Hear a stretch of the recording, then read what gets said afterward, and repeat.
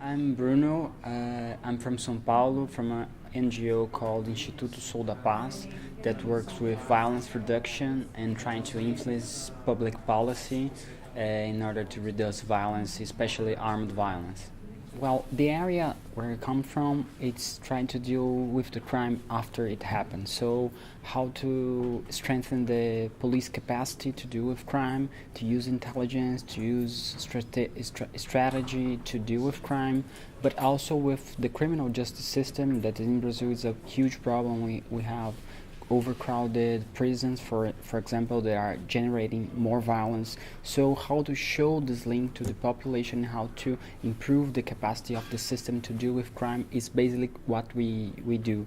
But here what I brought to present was our job lobbying in the Congress in Brazil, trying to block reforms that would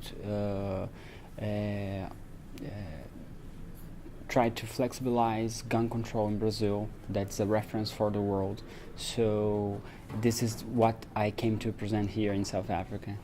And what is the importance of doing that? Yeah, the thing is that when you are dealing with the gun lobby and with the power of the industry, you have to have a good strategy, not just showing the all the data that you have, showing that more arms you have, more homicides you have, but also you have to have different strategies, gathering different kinds of publics and victims that deal with the problem. So the gender perspective, race perspective, and all this stuff, domestic violence, in order to increase the support for this kind of legislation in the country. So this is one important thing to do, and the other is not, you can't just rely on the technical arguments. You have to deal with the other arguments that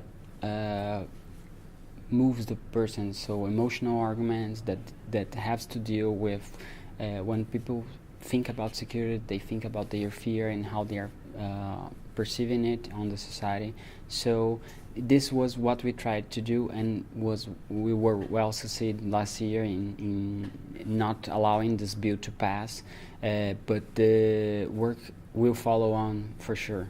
I think that the challenge in Brazil is that we have a powerful industry that many times it has like hidden relations with the army that legally would have to regulate the system, so they have much power and they have money to influence and pay congressmen in order to pass bills that interest them.